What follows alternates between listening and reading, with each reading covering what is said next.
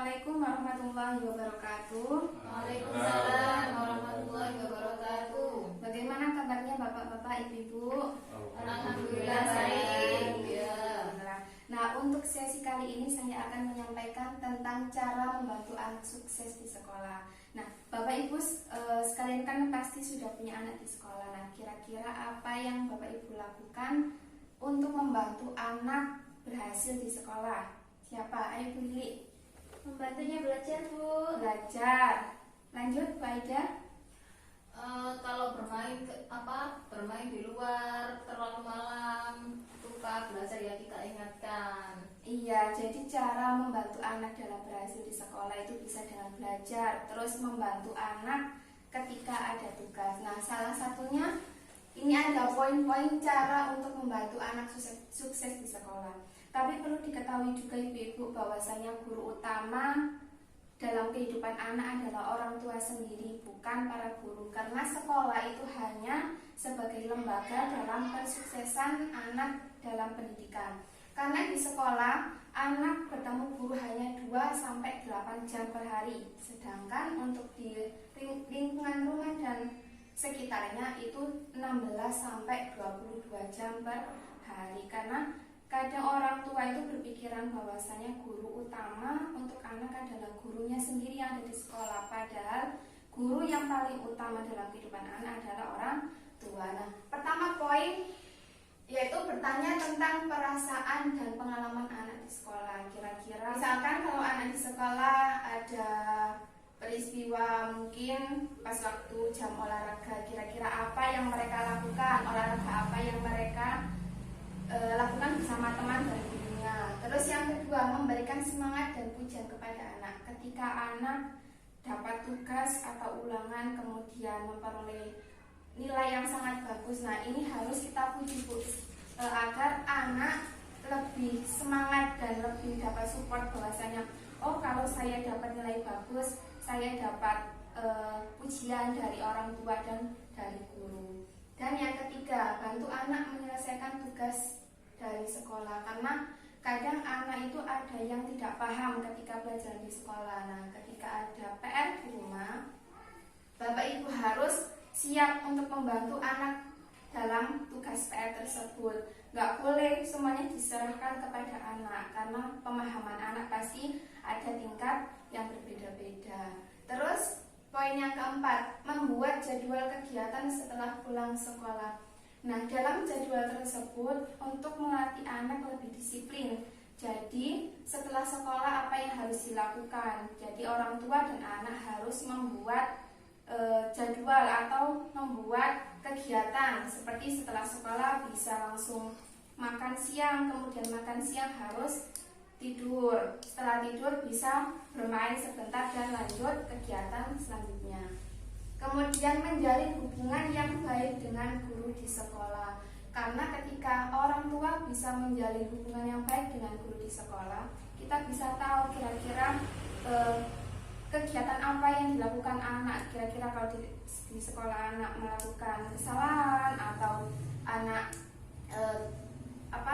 ada kejadian apa, jadi kita punya hubungan dengan guru. Jadi guru juga bisa menyampaikan kepada orang tua bahwasanya oh perilaku anak tersebut di sekolah ini baik Bu, atau perilaku anak di sekolah itu kurang baik. Jadi kita juga turut andil dalam pendidikan anak juga. Kemudian bisa Bapak Ibu sekalian buka di buku cerita halaman 56 sampai 57. Kira-kira siapa yang membaca? Saya, Ya, Bu. Aida. Agus yang berani mengungkapkan pendapatnya. Bu Lili, kamu kelihatan murung. Ada apa, Agus? Agus, teman-temanku menertawakan aku waktu aku bilang ke mereka aku ingin sekolah yang tinggi sampai jadi sarjana. Bu Lili, Ibu mengerti, pasti sangat menyakitkan ditertawakan itu. Tapi Agus, Ibu sangat senang mendengar kamu ingin sekolah sampai sarjana. Bapak dan Ibu sangat bangga padamu. Agus, Tapi kata teman-teman, aku tidak mungkin bisa jadi sarjana karena aku miskin. Tidak mungkin bisa sekolah tinggi-tinggi. Ibu Lili, sayang, Bapak dan Ibu akan berusaha keras membantumu meraih cita-citamu. Tapi syaratnya kamu harus percaya pada dirimu sendiri. Meskipun kita miskin, kamu tetap bisa meraih apapun yang diinginkan. Asal kamu mau bekerja keras. Ini waktu halaman 57 juga ya Bu? Iya, sampai 57. Ya, yang ini di sekolahnya kayaknya. Teman-teman, hahaha, anak orang miskin, kamu nggak akan bisa jadi sarjana. Hahaha, sudah pulang saja, tidak usah sekolah. Agus, mungkin aku lebih miskin daripada kalian, tapi aku akan belajar dan bekerja keras untuk mencapai cita-citaku. Agus, kalian boleh bicara apa saja, aku tidak akan peduli. Nah, kira-kira dari bacaan yang sudah Bu Aida ceritakan tadi, apa yang bisa kita petik pelajaran dari cerita tersebut? Siapa? Pak Fikri?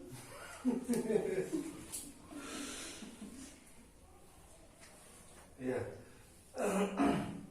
Yang pertama, memberikan semangat kepada anak itu tentu bisa membangkitkan harapan anak tersebut untuk meraih cita-citanya, Bu. Iya. Yang kedua, kita juga selalu jangan pula ikut mengucilkan anak tersebut, meskipun kita tahu kondisi kita belum tentu bisa menyekolahkan sampai tinggi, tapi kita tetap punya usaha untuk menyekolahkan anak tersebut sampai sarjana. Iya, bagus sekali. Jadi dari cerita Bu Lili dan anak yang bernama Agus tadi, bahwasanya Agus ingin sekolah tinggi, tetapi karena ada halangan, karena dia merasa miskin, jadi Agusnya sudah berkecil hati. Bahwasanya kalau ketika kita mendengar kejadian tersebut atau terjadi pada anak kita sendiri, kita harus mensupport bahwasanya pendidikan itu tidak hanya terbatas untuk orang miskin, dan tetapi orang miskin juga harus tetap punya cita-cita yang tinggi, karena sekarang banyak sekali contohnya anak pemulung, anak penjual pedagang kaki lima, tetapi anaknya sukses-sukses semua, bisa jadi dokter, bisa jadi pengacara dan sebagainya. Nah, dari cerita tersebut bahwasanya Bu Lili ini ikut mensupport anaknya untuk menyampaikan pendapat ketika Agus merasa punya masalah di sekolah, dikucilkan di sekolah, dikucilkan teman-temannya.